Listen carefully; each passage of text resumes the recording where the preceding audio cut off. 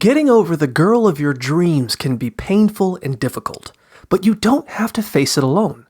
To start, it's important to create distance by avoiding contact and removing her from your phone and social media. Additionally, try to avoid being in the same places as her and ask your mutual friends to spend time with you separately. It's also helpful to get rid of or put away mementos that remind you of her and to limit your exposure to digital reminders. If she tries to stay friends, kindly ask her to stop contacting you until you've healed. Instead of holding on to hope, accept that it's not going to work out and focus on yourself. Write down the reasons why the relationship didn't work out to gain perspective and let go of unrealistic fantasies. Avoid second-guessing yourself and accept her explanation for the breakup.